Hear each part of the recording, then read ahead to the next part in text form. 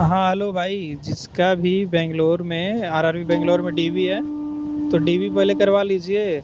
और जिस तरह से अरेंजमेंट किया हुआ है 70 स्टूडेंट का, तो मेरे ख्याल से 23-23 स्टूडेंट को बांट दिया है। ठीक है, तो वहाँ पे ये जो डीवी लिस्ट में है वहाँ का अरेंजमेंट ये, और डीवी डीवी में वो फिर से अपना वो लिस्ट निकालता है, वहाँ का अरेंजमेंट चेंज रहता है। लेकिन थोड़ा बहुत वेरी करता है, बाकी वही रहता है। ठीक है, तो वहाँ पे मेरे ख्याल से नंबर थोड़ा बहुत चेंज होगा, लेकिन 23-23 स्टूडेंट को आगे पीछे करके बांट दिया है। और पहला 23 वाले को मॉर्निंग शिफ्ट रहता है, इसलिए टाइम ज़्यादा रहता है, उसको हुबली भेज देता है। और नेक्स्ट 23 को मैसूर, और लास्ट वाले को रात हो जाता है, इसलिए उसको बेंगलुरु ही भेज देती है। ठीक है, तो यहाँ आइएगा, आपको यशवंतपुर पड़ता है, एक स्टेशन 7 किलोमीटर ज़्यादा आसपास पड़ता है बेंगलुरु कैंट से।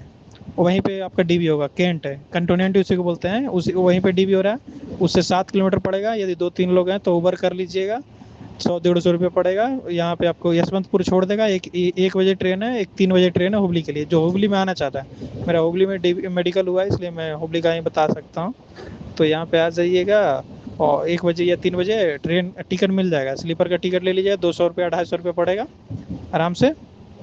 उसके बाद यहाँ पे 8 बजे या 9 बजे छोड़ देगा। यहाँ पे होटल बगल में पड़ता है। यहाँ पे 1 से 9 प्लेटफॉर्म है, 9 तरफ हॉस्पिटल है, एक तरफ मार्केट है। तो एक तरफ निकल जाइएगा, उधर से निकल के होटल ले लीजिएगा। होटल 500-600 में, 400-500 का रेंज में मिल जाएगा।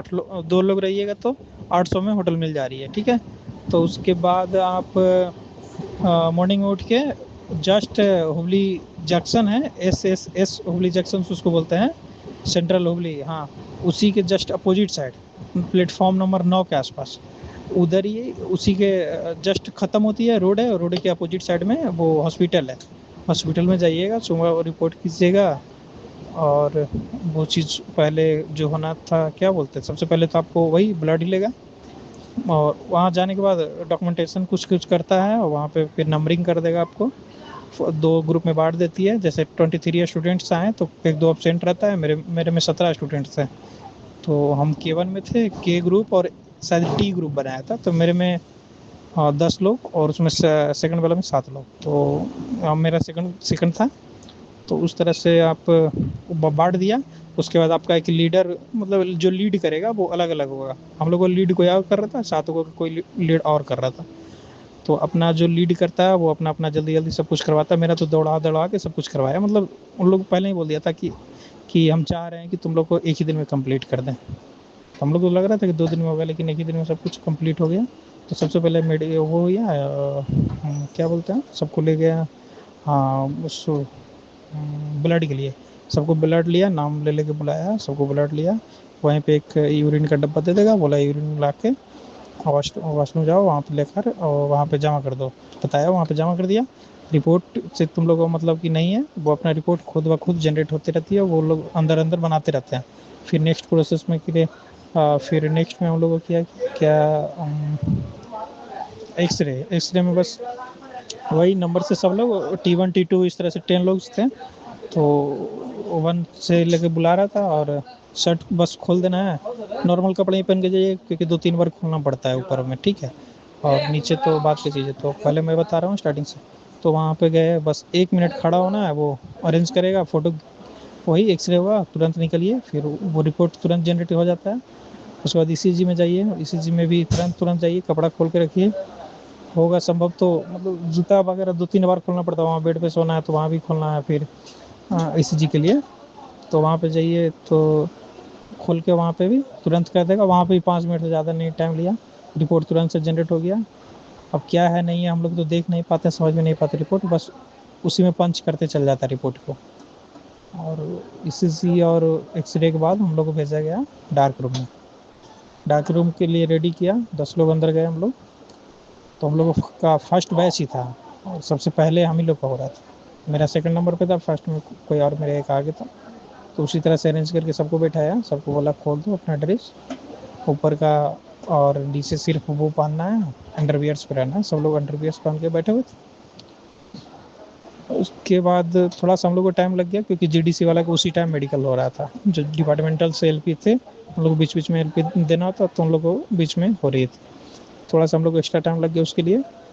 और सेकंड वाले ग्रुप को तो नहीं लगा, तो हम लोग को फर्स्ट था इसलिए लग गया, तो 2-3 घंटा हम लोग को लगी, लेकिन अब तो इतना नहीं लग रहा, बहुत जल्दी जल्दी कर रहा है।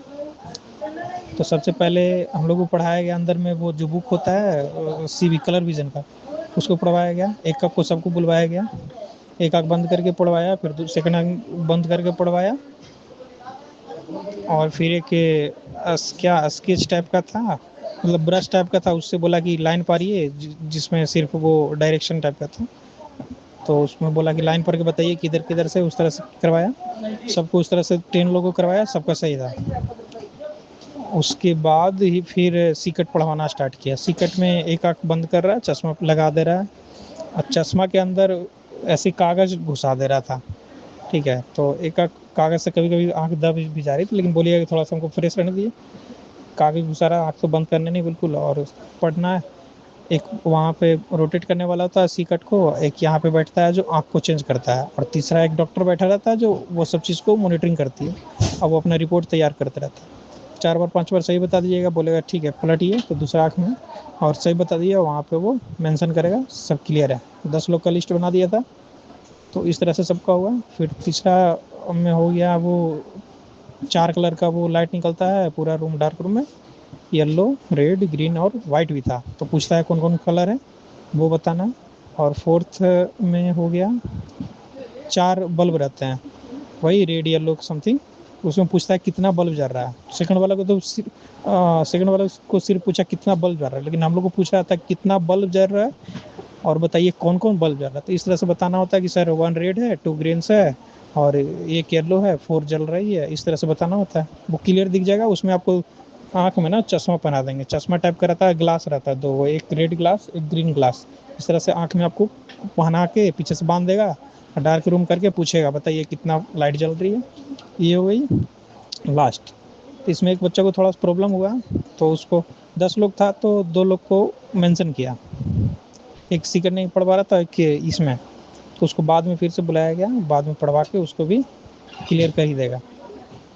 और बाकी फ्लैट फुट नौकरी किसी को नहीं दिख रहा। ये सब होने के बाद सबको बोला खड़ा हो, वो जो बीच बीच में हम लोग 2-3 बार अप डाउन किए, उसी में वो कंसिडर कर लिया कि किसी को खड़ा होने में प्रॉब्लम्स तो नहीं है बस। और बाकी शरीर पे किसी दाग धब्बा है उसको थोड़ा सा देख रहे हैं कि किस चीज़ का है, और कुछ नहीं। बस मेरा भी गला पे थोड़ा सा कटा हुआ निशान था, वो पूछ रहे थे कि शायद, तो मैं बताया कि ये बचपन में घाव हो गया था स्किन पे, इसी का है। तो वो सब चीज़ देखना चाहते हैं किसी तरह का शरीर में ऑपरेशन वगैरह तो नहीं ना है। हाथ बोला ऐसे दिखाओ नॉर्मली, और उसके बाद बोला चलो ठीक है अंदर जाके, अंदर जाइए। अंदर गए, फिर वही 2 स्टाफ थे, डॉक्टर थे भी नहीं। बोला हाइड्रोसिल्स दिखा दो। साइड में जाके अपना हाइड्रोसिल्स खुद से निकाल के दिखाना होता है, दोनों अलग अलग करके कि दोनों इक्वल है, बराबर है, इस तरह से। और उसमें कोई विशेष, वो बस बहुत दूर से ही देख रहा था, चलो ठीक है पहन लो। फिर कपड़ा पहन के उसके बाद हम लोग बाहर निकल गए। उसके बाद मैं हुबली का बता रहा हूँ। उसके बाद हम लोग को बुलाया गया कि एम जोशी एक हॉस्पिटल है यहाँ पे, बहुत बड़ा आई इंस्टीट्यूट है, तो वहाँ पे जाने के लिए बोला गया। एक कोई टेस्ट है जो मशीन से होता है, वहाँ पे जाइएगा तो आँख रखिए, वहाँ पे रखिएगा सिर, और घूम के कैसे कैसे कलर में होता है ये पता नहीं चला, बट फिर ऑटोमेटिक रिपोर्ट आया। तो वहाँ पे रिपोर्ट में तो दिख रहा था, बाकी सब पैक करके दिया था लिफाफा में, तो वहाँ दिख रहा था क्या कि मतलब आँख में किसी तरह की सर्जरी वगैरह नहीं है, वो मशीन से चेक किया गया। उसके बाद वो रिपोर्ट सबमिट किए, वो रिपोर्ट ही देखा उन्होंने। उसके बाद उसके बाद फंडस टेस्ट के लिए हम लोग बाहर ही बैठे हुए थे, मेडिकल रूम के बाहर में सबको बैठा दिया। 10 लोग हम लोग थे, अपना 10 लोग का टीम का बात कर रहा हूँ। सबको आँख में ड्रॉप डाल दिया, एक एक बूंद दोनों में, 10-15 मिनट रुका। बोला बंद करके रखिए आँख को, थोड़ा सा जलन होता है स्टार्टिंग में, बाकी कुछ नहीं, सब नॉर्मल है। और हाँ, तो फिर उसके बाद अंदर लेके गया, एक मैम आई, आँख में टॉर्च, एक इक्विपमेंट टाइप का था, आँख में टॉर्च दोनों बार बार की देखी दोनों में, और वो फिर वहाँ से बाहर कर दी, बोला ठीक है। उसके बाद फाइनल रिपोर्ट बनना स्टार्ट हो गया, और शाम शाम तक बोला कि ठीक है K1 ग्रुप, जो हम लोग का ग्रुप था, उन लोगों ने बोला, जो हम लोग को लीड कर रहा था, उन लोग बोला कि ऑल क्लियर्स, किसी को कोई दिक्कत नहीं है, तो सब लोग कॉन्फिडेंट हो गए। और लास्ट में बोला कि आप लोग घर जा सकते हो। तो इस तरह के सबका मेडिकल कंप्लीट हो गया। 2 लोग का रोका था, उसको अगला दिन बुलाया है, मतलब आज का दिन बोला है, और बाकी को बोला आप लोग घर जा सकते हो। तो इस तरह के सबका डीवी और मेडिकल कंप्लीट्स हो गया, और कोई टेंशन नहीं लीजिए, बहुत कोऑपरेटिव है। और आराम से पड़ जाएगा। 6 मीटर बहुत क्लोज दिखता है, पहले हम लोग कभी 6 मीटर से पढ़ नहीं पाए थे, लेकिन वहाँ जाइएगा तो 1 मीटर 2 मीटर इस तरह से नीचे फर्श है ना, उस पर क्या मेंशन किया हुआ रहता है।